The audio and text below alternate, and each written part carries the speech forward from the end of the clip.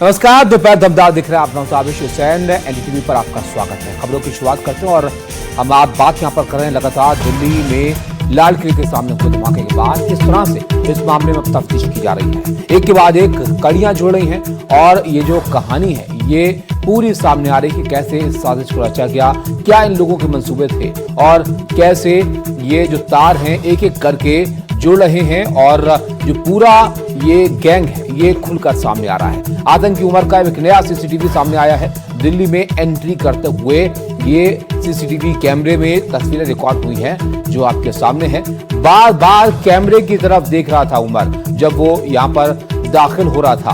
कैमरे के सामने जब उसकी गाड़ी गुजरी तो बार बार उसकी निगाह कैमरे पर ही थी। कार में पीछे रखा हुआ बड़ा बैग भी नजर आ रहा है। बदरपुर बॉर्डर टोल से I-20 कार दिल्ली में एंट्री करती है। मुकेश हमारे साथ हैं। मुकेश, तस्वीरों में देख रहे हैं, उसको शायद अंदाजा था इस बात का कि कैमरे सामने लगे हुए हैं और उसमें वो रिकॉर्ड हो रहा है। ये किस वक्त की तस्वीरें हैं और किस जगह की?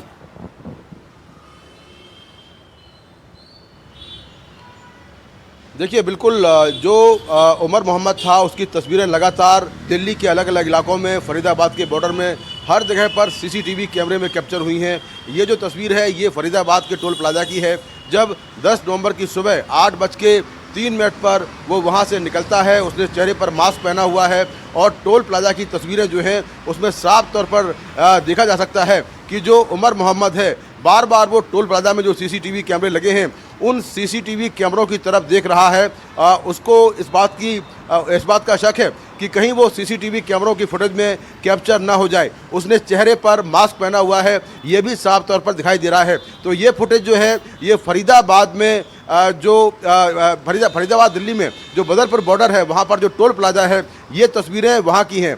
दूसरी तस्वीर जहाँ पर मैं खड़ा हूँ कनॉट प्लेस इलाके में, कनॉट प्लेस का ये आउटर सर्कल का इलाका है और आपको दिखाऊं कि यहाँ पर भी जो उमर मोहम्मद है उसकी तस्वीरें यहाँ से जाते हुए कैद हुई हैं। इसी रोड से उसकी गाड़ी आगे की ओर जा रही है और यहाँ पर दोपहर 2:05 पर 10 नवंबर को उसकी गाड़ी जो है सीसीटीवी कैमरे में कैप्चर हुई है। आपको दिखाता हूं, सामने ये जो पोल है इस पर सीसीटीवी कैमरे लगे हुए हैं और इसी सीसीटीवी कैमरे में उसकी गाड़ी की जाते हुए तस्वीर कैप्चर हुई है। सामने जो कैमरा लगा हुआ है ये देखिए, सामने जो कैमरा लगा है कनॉट प्लेस के अंदर, वहां पर इस कैमरे में 2:05 पर उमर की जो गाड़ी है वो I-20 गाड़ी को यहां से ले जाते हुए दिखाई दे रहा है। कनॉट प्लेस का ये आउटर सर्कल है जहां पर ये सारी तस्वीरें कैद हुई हैं। तो यहां से जो संसद है यानी कि पार्लियामेंट है वो महज 3 किलोमीटर दूर है। अगर आप सोच सकते हैं कि अगर ब्लास्ट इस इलाके में होता, लुटियन जोन में होता या संसद के आसपास होता तो ये कितना और भयावह हो सकता था, ये सुरक्षा में कितनी बड़ी चूक हो सकती थी। क्योंकि अपनी गाड़ी में I-20 गाड़ी में विस्फोटक लेकर वो कनॉट प्लेस इलाके में 10 नवंबर को दोपहर 2:05 पर यहाँ से निकला था और यही की वो सीसीटीवी की तस्वीरें हैं जो साफ तौर पर उसमें दिखाई देता है कि I-20 गाड़ी सामने से वहाँ से आती है और वहाँ से आकर इधर ये सामने राइट की तरफ जाती है। ये सामने जो बोर्ड लगा है वो स्टेट एंट्री रोड है और इस रोड के सामने से उसकी गाड़ी गुजरती है और यहाँ पर जो सीसीटीवी कैमरे लगे हैं उनमें उसकी तस्वीरें, गाड़ी की तस्वीरें कैप्चर होती हैं। तो जो उमर मोहम्मद है वो दिल्ली में कई जगहों पर लगातार घूमता रहा। दिल्ली पुलिस ने 50 से ज़्यादा जगहों के जो सीसीटीवी कैमरों की तस्वीरें हैं वो कैप्चर की हैं और उसमें जो तस्वीरें हैं उसमें उमर मोहम्मद जो है साफ तौर पर दिखाई दे रहा है। उसकी गाड़ी भी दिखाई दे रही है। बिल्कुल मुकेश, और इस तरह से और वो जो लोकेशंस हैं वो अब सामने आ रही हैं कि कहां से होकर गुजरा था और जो कैमरे हैं उन्होंने कैप्चर किया है इस आतंकी को। अब इससे गहनता से इन तमाम चीजों को जोड़ा जा रहा है और आपको यहाँ पर ऐसा मुझे सुबह बताया गया था। तो क्या रैंक थी इनकी, किस तरीके के थे? 1008 रैंक थी ऑल ओवर इंडिया, जिसको एक होनहार छात्र की निशानी मानी जाए। बिल्कुल बिल्कुल, तभी तो वो। और ये प्रेस कॉन्फ्रेंस आप देख रहे हैं, एक और गिरफ्तारी जो कानपुर से यहाँ पर हुई थी। शाहीन का कनेक्शन में आरिफ जो एक छात्र था वहां पर उसको पकड़ा गया था और अब उस सिलसिले में यहाँ पर प्रेस कॉन्फ्रेंस हो रही है। इसमें जांच यहाँ पर जिसमें बताया जा रहा है कि किस तरह से उसका कनेक्शन यहाँ पर था। आदिल कि शादी में आने वालों से भी अब पूछताछ होगी, ये भी जानकारी यहां पर सामने आ रही है। 4 अक्टूबर को आदिल की शादी हुई थी और जो लोग इसमें शामिल हुए थे उनसे भी अब पूछताछ हो सकती है। 7 नवंबर को आदिल को गिरफ्तार किया गया था, सहारनपुर से ये गिरफ्तारी हुई थी। तो जांच एजेंसियां यहां पर इससे पूछताछ करेंगी। आदिल की शादी का कार्ड भी सामने आया था और आदिल की शादी 4 अक्टूबर को कश्मीर में हुई थी और उत्तर प्रदेश के सहारनपुर में अंबाला रोड पर फेमस मेडिकेयर अस्पताल में ये काम करता था, जिसके बाद 7 तारीख को इसकी गिरफ्तारी हुई थी। विकास हमारे साथ हैं। विकास, कनेक्शन सामने आ रहे हैं और ये डॉट्स यहां पर कनेक्ट किए जा रहे हैं। अब आदिल जिसकी शादी हुई, इसके कुछ दिन बाद उसकी गिरफ्तारी हुई, अब शादी में आने वाले मेहमानों से भी, जो लोग उसमें शामिल हुए थे, उनसे भी पूछताछ की जाएगी क्या? और ये जो दायरा है इनके गैंग का, ये बढ़ता हुआ दिख रहा है। जी बिल्कुल, देखिए डॉक्टर आदिल की शादी में ही ये बताया जा रहा है, डॉक्टर रुकैया से उसकी शादी हुई और वहीं पर ये ग्रुप मिला और उसके बाद इसमें कुछ और डॉक्टर जुड़े और एक व्हाट्सएप ग्रुप फॉर्म हुआ और उस व्हाट्सएप ग्रुप के जरिए ये जो प्लानिंग थी उसको धीरे धीरे आगे बढ़ाया जाने लगा। इस व्हाट्सएप ग्रुप में बाकायदा पासकोड के जरिए, यानी कि कोड वर्ड के जरिए बातचीत होती थी। जो अमोनियम नाइट्रेट था उसके लिए शिपमेंट शब्द इस्तेमाल होता था और उसके अदर कंटेंट के लिए पैकेज शब्द इस्तेमाल होता था। और ये जो खाद जो खरीदी गई वो नूह के अलग अलग दुकानों से खरीदी गई, उसके लिए बाकायदा 3 लाख रुपए खर्च किए गए। देखिए, शादी इसलिए टारगेट पे आई क्योंकि शादी के बाद ही ये जो पूरी योजना थी ये तेजी से परवान चढ़ने लगी थी और इसको तेजी से आगे बढ़ाने के लिए डॉक्टर मुजम्मिल और डॉक्टर उमर ने तेजी से काम करना शुरू किया और यहीं से जम्मू कश्मीर पुलिस को भी लीड मिली थी। और जम्मू कश्मीर पुलिस को जब पहली लीड मिली थी उसके बाद से ही इस मामले के तार खुलना शुरू हुए। अब पुलिस जो है वो एक एक कड़ी को जोड़कर उन डॉट को कनेक्ट कर रही है। मैंने आपको खाद का जिक्र किया था और देखिए ताबिश, इस वक्त मैं एक खेत में खड़ा हूँ। आपको लग रहा होगा खेत में क्यों खड़ा हूँ, क्योंकि खेत के बीचों बीच ही ये अल-फलाह यूनिवर्सिटी का कैंपस है। एक कैंपस देखिए यहाँ पर भी है, इसमें कुछ डॉक्टर्स के निवास भी बनाए गए हैं और एक कैंपस आपको मेरे पीछे की तरफ दिखाई दे रहा है, खेत के बीचों बीच।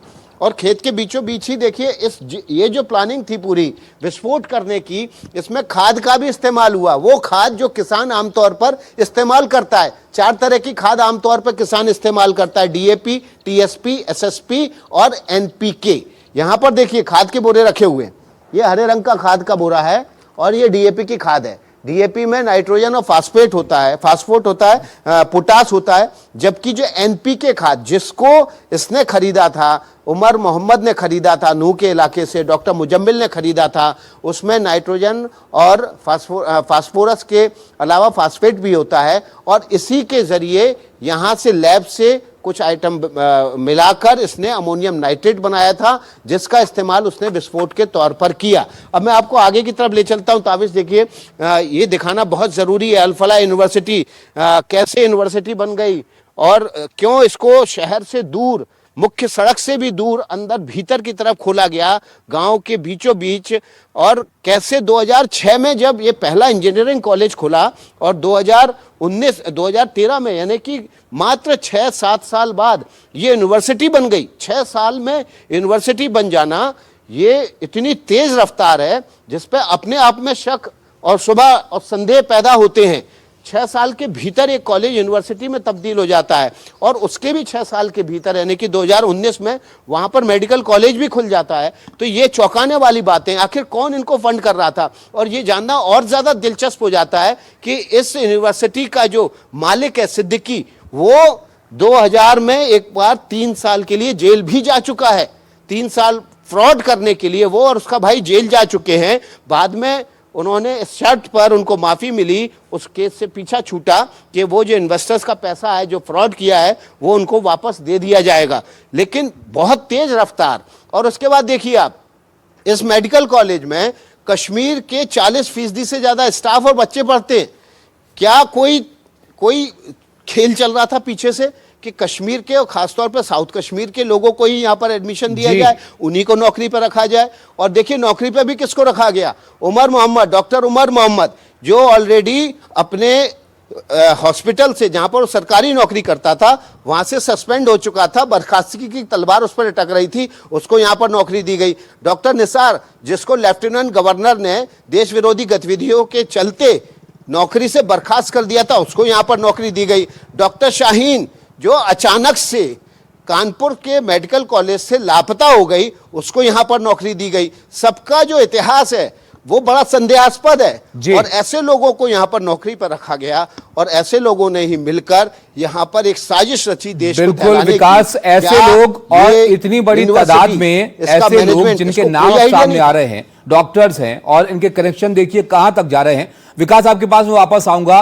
उस जगह को भी आप दिखाइएगा जहां पर आप मौजूद थे। अभी आप देखिए, लग नहीं रहा कि यूनिवर्सिटी कोई है, खेतों में विकास वहां पर मौजूद है ऐसा लग रहा है, और ये जगह ही अपने आप में संदेह पैदा करती है। बहरहाल एक और अपडेट आपको दे, दिल्ली में ब्लास्ट करने वाले की पहचान हुई है। गाड़ी आतंकी उमर मोहम्मद ही चला रहा था और उमर के घर वालों से डीएनए अब मैच करवाया गया है, जिसमें ये बात पुख्ता हो गई है कि उमर ही उस गाड़ी को वहां पर चला रहा था और मां और भाई के डीएनए से इसका सैंपल मैच कराया गया। ब्लास्ट के बाद i20 कार से जो अवशेष उसके शरीर के मिले थे, हड्डियां, दांत के टुकड़े, कपड़े वगैरह, इन सब चीजों से डीएनए का मिलान उसके परिवार से करवाया गया, जिसके बाद ये बात पुख्ता हुई कि उमर ही उस गाड़ी में मौजूद था और जब ये धमाका हुआ तब उसी की मौजूदगी में ये धमाका इस गाड़ी में हुआ था। तो ये जो कड़ियां हैं वो यहां पर जुड़ रही हैं। मुकेश हमारे साथ बने हुए हैं सीपी से, क्योंकि सीपी में भी इस गाड़ी को देखा गया था और इसकी मौजूदगी गाड़ी की कई जगह पर थी। दिल्ली में कई जगह से होकर ये गाड़ी गुजरी थी। मुकेश, फरीदाबाद से एंटर होती है, सीपी से होते हुए लाल किले के सामने एक गाड़ी जाती है, इससे क्या यहां पर समझ में आ रहा है? क्या किसी तरह की कोई रैकी करता हुआ ये नजर आ रहा था? कोई जगह यहां पर ये ढूंढ रहा था कि कहां पर धमाका कराया जाए, क्योंकि कई जगहों से होकर ये गाड़ी गुजरी है।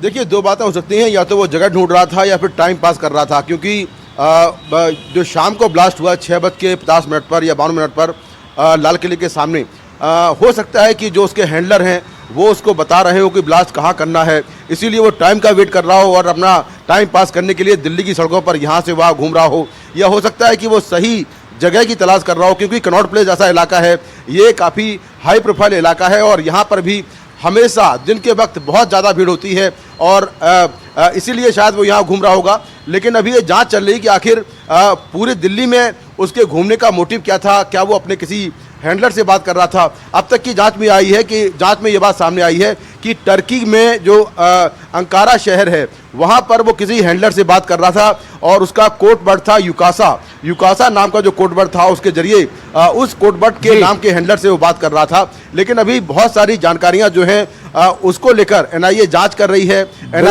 मुकेश, बहुत सारी जानकारियां हैं जिस पर एजेंसियों की निगाह है और ये तमाम जानकारियों को जोड़कर एक पूरी जो इन आतंकियों के पीछे की कहानी थी उसको यहां पर खंगालने की कोशिश हो रही है। मलिका भी हमारे साथ जुड़ गई हैं। मलिका, आप कहां पर मौजूद हैं और बताइए आपके पास क्या जानकारी यहां पर आ पाई है इस मामले को लेकर?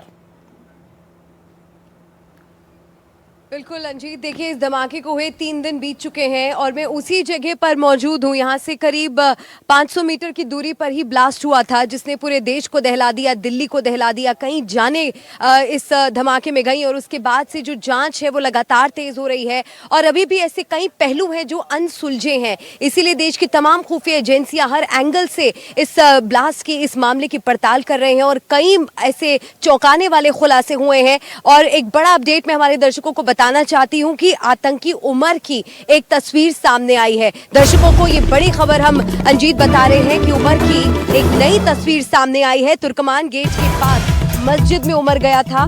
तुर्कमान गेट के पास ही इस आतंकी की तस्वीर कैद हुई है। यानी कि तुर्कमान गेट जो यहाँ से बहुत ज्यादा दूर नहीं है, लाल किले की तरफ अगर आप आएंगे तो तुर्कमान गेट होते हुए ही आप पहुंचेंगे और उसी इलाके में आतंकी उमर की एक तस्वीर सामने आई है। तुर्कमान गेट के पास मस्जिद में उमर गया था और तुर्कमान गेट के पास ही आतंकी की तस्वीर भी कैद हुई है। तो ये बड़ी खबर सामने आई है और जैसा कि एक बड़ा अपडेट सामने आ गया है जिसका हर किसी को इंतजार था कि इस बात की पुष्टि हो सके कि वो सफेद i20 कार उमर ही चला रहा था या नहीं। ये फिदाइन हमला जो हुआ है इसको लेकर अभी भी कई अनसुलझे पहलू हैं जिनके जवाब एजेंसियां तलाश रही हैं। लेकिन एक बात तो साफ हो चुकी है कि उस कार को चलाने वाला उस दिन उमर ही था।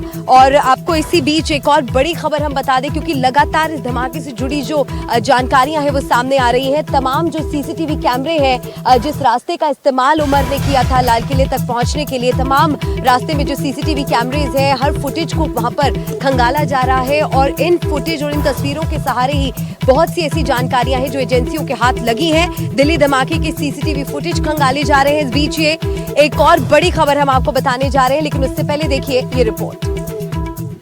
तुर्कमान गेट इलाके में यह है फैज इलाही मस्जिद। ये मस्जिद चर्चा में है क्योंकि 10 नवंबर को उमर मोहम्मद, जिस पर दिल्ली में ब्लास्ट करने का आरोप है, वो 10 नवंबर को दोपहर के वक्त यहाँ पर आया था।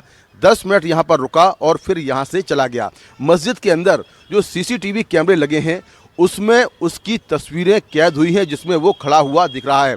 दिल्ली पुलिस ने मस्जिद के अंदर यहाँ पर जो है यहाँ पर आई थी और यहाँ पर जो मस्जिद के लोग हैं उनसे भी दिल्ली पुलिस ने पूछताछ की थी कि आखिर उमर यहाँ पर क्या करने आया था, क्या उसका कोई कनेक्शन है मस्जिद से या यहाँ के लोगों से, या फिर वो वैसे ही आया था। इसको लेकर दिल्ली पुलिस ने पूछताछ की है और फिलहाल उसके मूवमेंट को लेकर तमाम जो जानकारियाँ हैं वो दिल्ली पुलिस ने हासिल की हैं। तो यहाँ पर जो सीसीटीवी कैमरे लगे हैं उनमें तस्वीरें कैद हुई हैं। पुलिस के मुताबिक 10 नवंबर को जो उमर मोहम्मद है वो दिल्ली के कई इलाकों में घूमा। सुबह 8:13 पर वो बदरपुर बॉर्डर से निकला और उसके बाद फिर दक्षिणी पूर्वी दिल्ली गया, वहाँ से फिर नई दिल्ली से फिर सेंट्रल दिल्ली जहाँ पर ये मस्जिद है, उसके बाद फिर उत्तरी दिल्ली और उत्तरी दिल्ली से उत्तरी पश्चिमी दिल्ली गया अशोक विहार इलाके में और वहाँ से वापस उत्तरी दिल्ली आया जहाँ पर लाल किला है और फिर लाल किले की पार्किंग में उसने गाड़ी खड़ी की, 3 घंटे वहाँ पर रहा और उसके बाद फिर 6:28 पर वहाँ से निकला और ब्लास्ट हो गया। इसके पहले वो मेवात इलाके में गया था, इसका फिरोजपुर जिरका गया था और फिर दिल्ली मुंबई हाईवे पर वो एक ढाबे के पास रुका। उसने रात भी वहाँ पर गुजारी थी और वो गाड़ी के अंदर ही रात भर रहा। तो ये तमाम अहम जानकारियाँ निकल कर सामने आ रही हैं जो दिखाती हैं कि लगातार उमर मोहम्मद पैनिक मोड में था, क्योंकि उसके साथी पकड़े गए थे और विस्फोटक भी बरामद हुआ था। तो पैनिक मोड में आने के बाद उसने दिल्ली के कई इलाके घूमे और दिल्ली पुलिस को 50 जगहों पर उसका जो सीसीटीवी कैमरे का फुटेज है वो मिला है। दिल्ली पुलिस लगातार उसके रूट को ट्रैक कर रही है कि वो दिल्ली के और कितने इलाकों में गया है। तो ये बड़ी जानकारी निकलकर सामने आ रही कि 50 जगहों पर उसकी जो प्रेजेंस है, दिल्ली में जो एक्टिविटी है वो देखी गई है। नई दिल्ली से कैमरा पर्सन अवधेश के साथ मैं मुकेश सिंह सेंगर, तो एनडीटीवी। मुकेश ने अपनी ग्राउंड रिपोर्ट में कई महत्वपूर्ण जानकारियां बताई हैं कि पुलिस के पास 50 सीसीटीवी तस्वीरें ऐसी हैं जिनमें उमर को साफ देखा जा सकता है, किस तरह से वो दिल्ली में अपनी गाड़ी में विस्फोटक लेकर घूम रहा था, किस तरह से फरीदाबाद से लेकर वो यहाँ लाल किले तक पहुंचा। तमाम ऐसी तस्वीरें हैं, तमाम फुटेज हैं जिनको खंगाला जा रहा है। और इस बीच बड़ी खबर और बड़ा खुलासा एक और हुआ है। मसूद अजहर के भतीजे उमर फारूक की बीवी अफीरा बीबी का शाहीन सईद से कनेक्शन सामने आया है। ये एक और बड़ी खबर इस वक्त की आपको बता दें, शाहीन के संपर्क में थी अफीरा। ये एक बड़ा कनेक्शन है, बड़ा खुलासा है जो सामने आया है इस पूरे ब्लास्ट को लेकर। सईदा मसूद अजहर की बहन और अफीरा के कहने पर देश में जमातुल मोमिनात महिला विंग को तैयार कर रही थी, जिसकी जिम्मेवारी डॉक्टर शाहीना को दी गई थी। और विकास मेरे सहयोगी हमारे साथ जुड़े हुए हैं। विकास, की एक बड़ा खुलासा हुआ है, चौंकाने वाला खुलासा सामने आया है, इस पर और क्या अपडेट आपके पास? यहाँ बिल्कुल देखिए, लगातार एजेंसियां इस बात की तस्दीक कर रही हैं कि जो डॉक्टर शाहीन थी, जो कि इसी अल फलाह यूनिवर्सिटी में रहती थी, यूनिवर्सिटी के भीतर की तस्वीरें हम दिखाते हैं। देखिए, आप देखिए, इसी अल फलाह यूनिवर्सिटी में डॉक्टर शाहीन रहती थी और यहीं से वो जमात उल मोमिनात की प्रमुख के तौर पर देश में महिलाओं को रेडिकलाइज करके उसका सदस्य बनाने की मुहिम में जुटी हुई थी। आफिरा ने ही उसको जमात उल मोमिनात का देश का यानी कि भारत का महिला विंग का प्रमुख बनाया था। ये दरअसल महिला आतंकवादी बनाने वाली विंग थी जैसे मोहम्मद की, और इसकी प्रमुख पाकिस्तानी अफीरा थी जो कि अजहर मसूद के भतीजे की पत्नी थी। और अजहर मसूद का भतीजा जो है वो ऑपरेशन सिंदूर के दौरान अटैक में मारा गया था और उसके बाद से उसने जमात उल मोमिनात की जिम्मेदारी अफीरा को दे दी थी और अफीरा ने यह जिम्मेदारी डॉक्टर शाहीन को दे दी थी। और डॉक्टर शाहीन ने यहाँ पर अपने आसपास जो साथ में लोग काम करते थे उनको ये बताया था कि उसका असली काम तो 4 बजे के बाद शुरू होता है, उससे पहले तो वो टाइम पास कर रही होती है। यानी कि जब वो अल फलाह यूनिवर्सिटी में काम कर रही होती है डॉक्टर की हैसियत से, तो वो कहती है मैं टाइम पास कर रही हूँ, मेरा असली काम 4 बजे के बाद शुरू होता है। 4 बजे उसकी ड्यूटी ऑफ हो जाती थी और उसके बाद वो जमात उल मोमिनात और आतंकी गतिविधियों में जुड़ जाती थी। और देखिए इस वक्त ये हम जिस जगह पर है ना मलिका, ये खेतों के बीच में है और आपको बड़ा जानकर आश्चर्य होगा कि मुख्य सड़क से 14-15 किलोमीटर भीतर खेतों के बीच ये यूनिवर्सिटी क्यों बनाई गई। और यहाँ पर देखिए खेतों में गाजर मूली पैदा की गई है और अब वक्त आ गया है कि आतंक को जड़ से गाजर मूली की तरह उखाड़ दिया जाए। ये देखिए ये वक्त आ गया है, ये खेतों में जो गाजर मूली लगी हुई है इसी तरह से आतंक को जड़ से खत्म करने का वक्त आ गया है। और सुरक्षा एजेंसियां लगातार नजर बनाई हुई है, देश भर में अलग अलग 500 जगहों पर इस समय छापेमारी चल रही है। गृह मंत्री अमित शाह लगातार सिक्योरिटी एजेंसीज के साथ बैठक कर रहे हैं और बैठक करके वो लगातार इन छापेमारी पर और संदिग्धों की गतिविधियों पर एजेंसी के काम पर नजर रख रहे हैं, जहां पर निर्देश दे रहे हैं, विकास आप आदेश इस वक्त दे रहे हैं। मौजूद हैं, लेकिन उसी से जुड़ी, सीधा कनेक्शन उसी यूनिवर्सिटी से जुड़ी बिल्कुल विकास आप महत्वपूर्ण जानकारी और तस्वीरें दर्शकों तक पहुंचा रहे हैं। और इस बीच बड़ी खबर हम दर्शकों को बता दें, अल फलाह यूनिवर्सिटी को कारण बताओ नोटिस भेजा गया है। NAAC ने कारण बताओ नोटिस भेजा है, वेबसाइट पर गलत मान्यता दिखाने पर यह नोटिस भेजा गया है। NAAC ने यूनिवर्सिटी के दावे को भ्रामक बताया है। तो कहीं ना कहीं अब तक की इन्वेस्टिगेशन में विकास अगर देखा जाए तो अल फलाह यूनिवर्सिटी कहीं ना कहीं केंद्र में बनी हुई है और फिलहाल जांच का एपिसेंटर बनी हुई है। तमाम एजेंसियां यहाँ पर लोगों को इंटेरोगेट कर रही है और इन्वेस्टिगेशन के लिए तमाम टीम्स भी यहाँ पर पहुंची और इस बीच ये कारण बताओ नोटिस भी अल फलाह यूनिवर्सिटी को दिया गया है। देखिए अल फलाह यूनिवर्सिटी ने अपनी वेबसाइट पर अपने को A+ ग्रेड की यूनिवर्सिटी बताया है और इसी बात को लेकर देखिए NAAC ने अब नोटिस जारी कर दिया है। हम लगातार सुबह से इस बात को लेकर सवाल उठा रहे हैं कि अल फलाह यूनिवर्सिटी के भीतर आतंक का अड्डा बन गया था। टावर नंबर 17 और room number 13 doctor Muzammil, doctor Umar, doctor Shaheen और 4 अन्य डॉक्टर जो अब तक यहाँ से पुलिस उठाकर ले गई है, सिक्योरिटी एजेंसी उठा ले गई है और यहाँ के मैनेजमेंट को खबर तक नहीं थी। और दूसरी बात, अल फलाह यूनिवर्सिटी ने इतना बड़ा कैंपस जो है वो 6 साल के भीतर खड़ा कर लिया। 2006 में पहला कॉलेज शुरू हुआ, 2013 में आपको यूनिवर्सिटी बना दी आपने और उसको A+ ग्रेड की यूनिवर्सिटी घोषित किया हुआ है वेबसाइट पर। यानी कि आप गलत जानकारी जो है वो विद्यार्थियों के बीच, छात्रों के बीच, स्टूडेंट के बीच पहुंचा रहे हैं और जो इस यूनिवर्सिटी में दाखिला लेना चाहते हैं, नौकरी करना चाहते हैं, उनके बीच भी आप भ्रम फैला रहे हैं और इसलिए इसको नोटिस देना जरूरी था। देखिए सिक्योरिटी एजेंसीज अब लगातार इस पर नजर रखे हुए हैं कि आखिर इतनी जो तेज ग्रोथ थी इस कॉलेज से लेकर यूनिवर्सिटी बनने, मेडिकल कॉलेज बनने और उसके बाद कश्मीरी खास तौर पर साउथ कश्मीर के लोगों की पहली पसंद बन जाने वाला ये मेडिकल कॉलेज यूनिवर्सिटी कैसे बन गया, कौन फंड कर रहा था, कहां से ये पैसा आ रहा था। और अब देखिए इसकी जांच शुरू हो चुकी है। कारण बताओ नोटिस एक बानगी भर है, लेकिन आप देखिए धीरे-धीरे और भी तार खुलेंगे हो सकती हैं जो अब तक तमाम एजेंसियों की नजर से दूर है। क्योंकि जैसा कि आप भी बता रहे हैं कि कुछ ही वर्षों में इतनी तरक्की इस यूनिवर्सिटी में हुई और अपने आप को A+ की कैटेगरी की यूनिवर्सिटी यहाँ बताया जा रहा है और साउथ कश्मीरी स्टूडेंट्स की ये यूनिवर्सिटी पहली पसंद बनता चला गया। फंडिंग का सोर्स क्या है, ऐसे अभी भी कई पहलू हैं जो जांच का विषय बने हुए हैं। और इस बीच एक बड़ी खबर हम दर्शकों को, एक और बड़ी खबर हमें मिल रही है। शाहीन खुद चलाती थी ब्रेजा कार, सूत्र ये बड़ी जानकारी दे रहे हैं। शाहीन से जुड़ी ये बड़ी खबर आई है। मुजम्मिल को अपनी कार नहीं देती थी शाहीन, हर दिन अटेंडेंस नहीं बनाती थी शाहीन और अपने आने जाने का समय भी छिपाने की कोशिश करती थी। तो किस तरह से बाकायदा एक सोची समझी प्लानिंग के तहत ये सब कुछ किया जा रहा था। और कार से जुड़ी जानकारी ये है कि शाहीन खुद ब्रेजा कार नहीं चलाती थी। सूत्र ये बड़ी जानकारी दे रहे हैं। मुजम्मिल को अपनी कार नहीं देती थी डॉक्टर शाहीन पर सूत्रों से ये बड़ी खबर आ रही है। मेरी असली काम 4 बजे के बाद होता था शाहीन की तरफ से ये भी कहा गया। और विकास हमारे साथ लगातार बने हुए। विकास इससे जुड़ी आपके पास क्या जानकारी? मुकेश हमारे साथ जुड़ गए इस बड़ी खबर पर। मुकेश क्या अपडेट?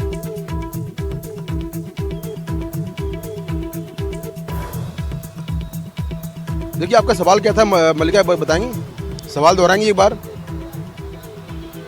मुकेश, जो शाहीन को लेकर बड़ा खुलासा हुआ है, ब्रेजा कार को लेकर जो खुलासा हुआ है और जो बात उसकी तरफ से कही गई थी कि मेरा असली काम 4 बजे के बाद शुरू होता है, शाहीन से जुड़ी और क्या कुछ जानकारी आपके पास मुकेश? देखिए बिल्कुल जो शाहीन है वो एक बड़ी इस पूरे मामले में बड़ी मास्टरमाइंड के तौर पर उभर कर सामने आ रही है।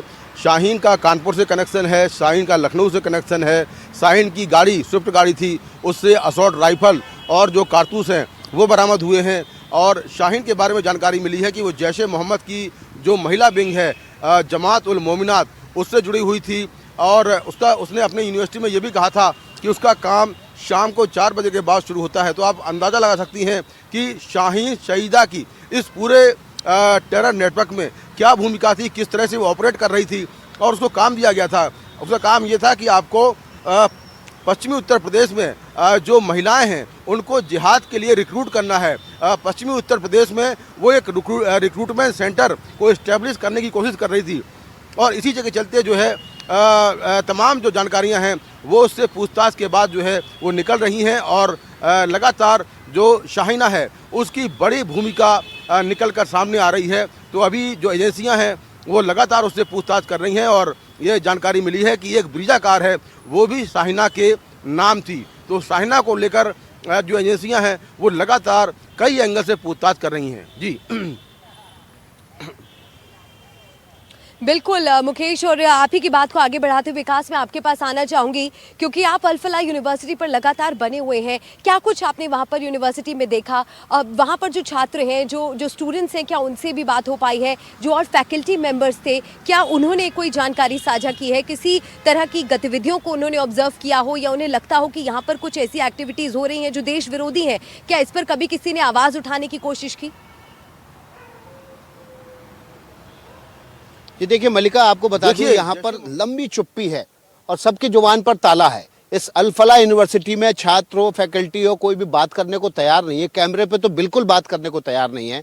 हाँ, मोबाइल पर या फिर कहीं और इस यूनिवर्सिटी से बाहर आप मुलाकात करके उनसे बातचीत करके कुछ डिटेल निकाल सकते हैं। ऐसे ही हमने डिटेल्स निकाले, लेकिन आपको यूनिवर्सिटी के भीतर का देखिए, ये खेतों के बीच चारदीवारी खड़ी करके, और ये यूनिवर्सिटी भीतर इस चारदीवारी के है। आपको भीतर का नज़ारा दिखाते हैं क्योंकि अंदर कैमरा ले जाना मना है सख्त, और इसलिए हमने जो है खेतों के बीच से रास्ता जो जाता है यूनिवर्सिटी की तरफ, पीछे का रास्ता, उस तरफ जाने की कोशिश की। हमें यहाँ धमकाया भी गया कि आप इस रास्ते पर नहीं जा सकते हैं। हम डरे नहीं, हमने 2 सवाल और पूछे, जो हमें धमका रहे थे वो डर के भाग गए क्योंकि वो कच्ची पिच पर थे। लेकिन आपने जो बात कही वो ये बहुत जानना ज़रूरी है। देखिए, आसपास के जो लोग हैं उनके लिए सिर्फ एक ये हॉस्पिटल है, वो अपना इलाज कराने यहाँ पर आते हैं। उनको बाका अंदर क्या चल रहा है क्या नहीं चल रहा उससे कोई मतलब नहीं है। आसपास के जो स्थानीय लोग हैं उनको इससे भी मतलब नहीं है कि अंदर इंजीनियरिंग कॉलेज है या यूनिवर्सिटी है, क्योंकि स्थानीय लोगों को यहाँ पर रोजगार सिर्फ बहुत ही सीमित मिला हुआ है। हाँ, उनको इस बात की जानकारी दिल्ली धमाके के बाद ही हुई कि यहाँ पर जो डॉक्टर काम करते थे वो सब डॉक्टर जो है वो आतंक के धंधे में जुड़े हुए थे। वो आतंक का अड्डा इस यूनिवर्सिटी को बना चुके थे। और यहाँ के लोग ये जानकर बहुत शॉक्ड हैं कि जिस हॉस्पिटल में वो इलाज कराने जाते थे, जिन डॉक्टरों को वो देवदूत की तरह देखते थे, जान बचाने वाले के तौर पर देखते थे, वो जान लेने के काम में जुट चुके हैं। और ये बात यहाँ के स्थानीय लोगों को बहुत चुभ भी रही है। लेकिन अब बड़े सवाल, जिस जगह पर आप मौजूद हैं उन तस्वीरों से हम देख पा रहे हैं कि बाहर से तो अंदाजा लगाना किसी के लिए भी बहुत मुश्किल है कि अंदर वहां पर क्या है, किस तरह की यूनिवर्सिटी है। बहरहाल आप रहेगा, तमाम लोग आप बने रहिए हमारे साथ। एक और अपडेट आपको दे देते हैं। आतंकी मॉड्यूल पर सूत्रों से बड़ी खबर आ रही है। गुजरात मॉड्यूल पर सबसे बड़ा खुलासा हुआ है। बायोकेमिकल अटैक की साजिश यहां पर रची जा रही थी। सूत्र ये बता रहे हैं भक्तों को मारने की प्लानिंग थी इनकी। प्रसाद ने केमिकल मिलाने वाले थे आतंकी और रेजिन केमिकल मिलाने की साजिश रची जा रही थी। तीनों संदिग्ध आतंकियों ने यह खुलासा किया है। गुजरात एटीएस की पूछताछ में ये खुलासे हुए हैं। तो बड़ी जानकारी सूत्रों के हवाले से यहां पर निकल कर आ रही है। ये जो आतंकी पकड़े गए हैं उनसे पूछताछ में तमाम चीजें सामने आई हैं कि बड़े स्तर पर ये इस तरह की साजिश यहां पर रच रहे थे कि बायोकेमिकल अटैक किया जाए और उससे भक्तों को यहां पर टारगेट किया जाए। जिस तरह की इनकी प्लानिंग थी, प्रसाद में केमिकल मिलाने की ये आतंकी साजिश रच रहे थे। तो आप देखिए, पढ़े लिखे डॉक्टर इसमें शामिल हैं और किस तरह की ये साजिश यहां पर रच रहे थे कि केमिकल का इस्तेमाल कुछ इस तरह से किया जाए कि उससे लोगों की जान जाए। ये एटीएस इस मामले को यहां पर देख रही है और इसमें बहुत महत्वपूर्ण ये खुलासे अब यहां पर हो रहे हैं। मुकेश हमारे साथ हैं। मुकेश, जैसे जैसे जांच यहां पर आगे बढ़ रही है वो और ज्यादा हैरान कर रही है। आप सोचिए, यहां पर इसी बात को लेकर चर्चा थी कि इतनी बड़ी तादाद में ऐसा मटेरियल जिससे धमाका किया जा सके वो यहां पर क्यों जमा कर रहे थे। अब तो ये बात निकल कर आ रही है कि ये तो केमिकल के जरिए लोगों की जान लेने की कोशिश कर रहे थे। देखिए बिल्कुल ताबिश, जो गुजरात एटीएस ने जो पूरा मॉड्यूल पकड़ा है आईएसआईएस का, उसमें एक मास्टरमाइंड के तौर पर उभरा है। उसका नाम है मोइनुद्दीन सैयद और ये हैदराबाद का रहने वाला है। पुलिस के मुताबिक जब इसको पकड़ा गया तो इसके पास से 4 कैस्टर एक केमिकल मिला, उसका नाम है राइसिन। ये जो केमिकल है ये प्रोसेस करके बनाया था और ये जो केमिकल है इतना घातक है कि ये जो है केमिकल, इसके जरिए एक साथ कई लोगों की जान ली जा सकती है। तो मोइनुद्दीन सैयद को गिरफ्तार करने के बाद जो गुजरात एटीएस है उसने छापेमारी की हैदराबाद में और गुजरात एटीएस के मुताबिक ये जो मास्टरमाइंड है इसने चीन से एमबीबीएस किया है, इसीलिए उसको मालूम है कि कौन से केमिकल में क्या मिलाया जाए तो ये केमिकल जानलेवा हो सकता है। तो केमिकल अटैक करने की प्लानिंग कर रहा था वो, और उसके पहले ही उसे गुजरात से गिरफ्तार कर लिया गया। ये लोग गुजरात में हथियारों को एक्सचेंज करने आए थे। उसी समय यूपी एटीएस ने 3 लोग गिरफ्तार किए, जिसमें मोइनुद्दीन सैयद के अलावा उत्तर प्रदेश के 2 लोग रहने वाले थे और ये सभी लोग आईएसआईएस से जुड़े हुए थे।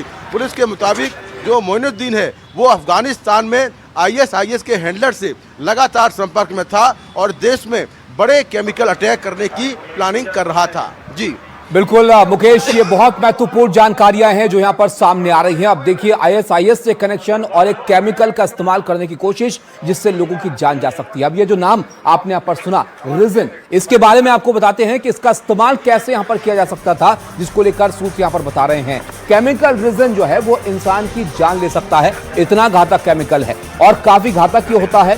जहर इसको आप समझ सकते हैं, बहुत गंभीर किस्म का, और एक छोटी सी मात्रा में इससे इंसान की मौत हो सकती है। बहुत बड़ी मात्रा इसको देने की जरूरत नहीं है और इसीलिए ये आप सोचिए कास्टर बीन से इसको निकाला जाता है और इसकी मौजूदगी इन लोगों के पास होना, जिसको लेकर सूत्र बता रहे हैं कि ये तो प्रसाद में मिलाने की साजिश यहां पर रच रहे थे, जिससे बड़े स्तर पर लोगों को निशाना बनाया जा सके, उनकी जान खतरे में पड़ सके। तो केमिकल के जरिए हमला करने की कोशिश यहां पर थी। अब दिल्ली धमाकों को लेकर हर पड़ताल जो है वो आगे बढ़ रही है और एनडीटीवी पर आप पल पल की जानकारी देख रहे हैं। एनडीटीवी की टीम भी लगातार एक एक खबर आपको बता रही है और इसी को लेकर फरीदाबाद के अल्फरा यूनिवर्सिटी के पास हमारे सहयोगी विकास भदौरिया मौजूद हैं, जिन्हें रिपोर्टिंग के दौरान कुछ लोग वहां पर धमकाते हुए नजर आए। आपको दिखाते हैं उनकी एक्सक्लूसिव रिपोर्ट, आप भी देखिए किस तरह हौसले इन लोगों के बुलंद।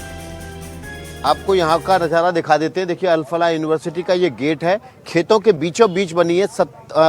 तकरीबन 80 एकड़ में ये यूनिवर्सिटी फैली हुई है। 2006 में यहाँ पर स्थापित की गई थी और यहाँ पर स्थापना के बाद से ये लगातार एक इंजीनियरिंग कॉलेज के तौर पर स्थापित हुई थी। इंजीनियरिंग कॉलेज के बाद ये यूनिवर्सिटी यहाँ पर मेडिकल कॉलेज भी स्थापित हुआ, एक और इंजीनियरिंग कॉलेज यहाँ पर बना और उसके बाद से अल्फला यूनिवर्सिटी जो है बनी 2013 में। तब से लगातार यहाँ पर जो है जो आवक जावक है वो बढ़ती चली गई, लेकिन छात्रों की संख्या भी बढ़ती चली गई, स्टाफ की संख्या भी बढ़ती चली गई। और इस इलाके में ये देखिए ये मेन रोड से काफ़ी अंदर की तरफ है।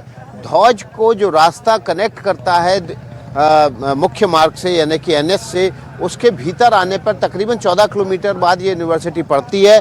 ध्वज एक मुस्लिम बहुल इलाका है और यहाँ पर देखिए हम आपको यूनिवर्सिटी का हिस्सा दिखाते हैं। ये खेतों के बीचों बीच इस इलाके को डेवलप किया गया है और यहाँ पर 2019 में मेडिकल कॉलेज की स्थापना हुई। मेडिकल कॉलेज की स्थापना के बाद से यहाँ पर धीरे धीरे जो कश्मीरी छात्र हैं, कश्मीरी डॉक्टर्स हैं, उनकी आवक बढ़ती चली गई। जो सूत्र में बता रहे हैं वो ये बता रहे हैं कि इस यूनिवर्सिटी में ये देखिए दीवार है और इस तरफ का मैं आपको नज़ारा दिखा रहा हूँ, इधर खेत है। तो इस तरह से गांव के बीचों बीच ये यूनिवर्सिटी बसाई गई है। जो यूनिवर्सिटी के मालिक हैं वो जामिया यूनिवर्सिटी में प्रोफेसर हुआ करते थे। एक समय उनके ऊपर फ्रॉड इन्वेस्टमेंट के नाम पर वसूली करने और पैसा नहीं लौटाने के मामला दर्ज हुआ था।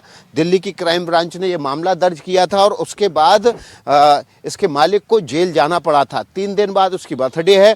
जामिया में वो अपने आवास पर, घर पर बर्थडे की तैयारी कर रहे थे, लेकिन उससे पहले ही इस अल्फला यूनिवर्सिटी के आतंक के अड्डे के रूप में उभरने की खबर तब सामने आई जब दिल्ली में एक ज़बरदस्त धमाका हुआ। ये धमाका डॉक्टर उमर मोहम्मद ने किया अपनी कार के ज़रिए, और डॉक्टर उमर मोहम्मद जो है इसी अल्फना यूनिवर्सिटी में देखिए पढ़ाया करता था। इसी बिल्डिंग के देखिए ये सामने की तरफ आपको जो बिल्डिंग दिख रही है ना, खेतों के बीचों बीच बाउंड्री के भीतर, इसी बिल्डिंग के 17 नंबर, इसी बिल्डिंग के बगल में 17 नंबर एक इमारत है, और उसी 17 नंबर इमारत के कमरा नंबर 13 में डॉक्टर मुजम्मिल वो साजिश रचता था।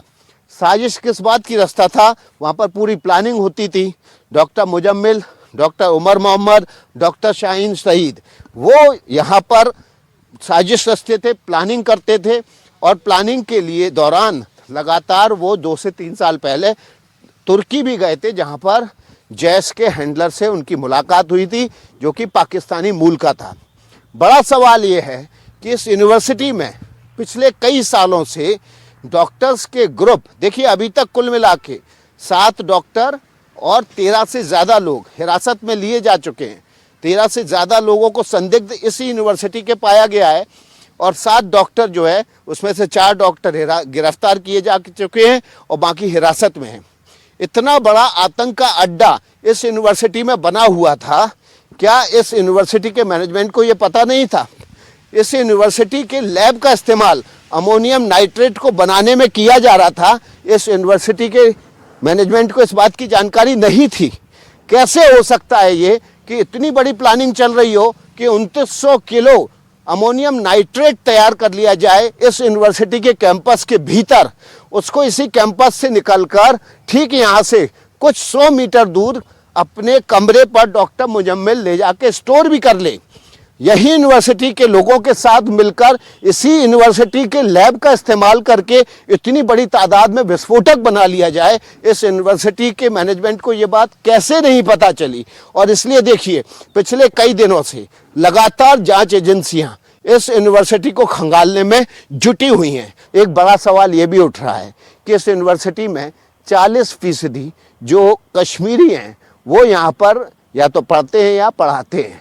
ये कैसे हुआ कि अल्फला यूनिवर्सिटी में केवल एक ही स्टेट के 40% छात्र या फिर टीचिंग स्टाफ या फिर उसी राज्य के लोग जुड़े हुए हैं, जबकि इस यूनिवर्सिटी के मालिक का कश्मीर से कोई लेना देना नहीं है। वो मध्य प्रदेश के इंदौर के पास महू का रहने वाला है।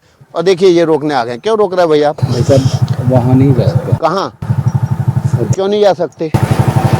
ये बंद करके रखो। एक दिखा तो जरा, क्यों नहीं जा सकते? अलाउड नहीं है मीडिया को। ये कौन अलाउ, कौन रोकेगा भाई? ये तो सरकारी जगह है, आपकी प्राइवेट प्रॉपर्टी है। हमारा खेत है। ये आपका खेत है? कौन सा खेत आपका है? ये आपका खेत है और ये रास्ता आपका है, आप नहीं रोक सकते, ठीक है ना? हाँ आगे चलिए। देखिए यहाँ पर धमका रहे हैं कि ये मेरा खेत है, आप यहाँ नहीं जा सकते, वहाँ नहीं जा सकते। आप हिम्मत देखिए, आप हिम्मत देखिए कि लाइव टेलीविजन पर हमें धमकाया जा रहा है कि आप यहाँ नहीं जा सकते। रास्ते पे चल रहे हैं हम, यूनिवर्सिटी कैंपस के भीतर भी नहीं है। ऐसा आतंक का अड्डा यहाँ पर बना हुआ था। इस आतंक की फसल, एक तरफ खेत में फसल तैयार हो रही है, दूसरी तरफ आतंक की फसल यहाँ तैयार हो रही थी। इस यूनिवर्सिटी के मैनेजमेंट को पता नहीं था। ऊपर से ये काली वर्दी पहने कमांडो टाइप के लोग भेजकर हमें धमकाने की कोशिश हो रही है। लेकिन हम एक एक खबर पहुंचाएंगे। इस यूनिवर्सिटी से जुड़ी हुई, इस आतंक के अड्डे से जुड़ी हुई एक एक खबर हम आप तक पहुंचाएंगे। हम डरेंगे नहीं, हम पीछे हटेंगे नहीं।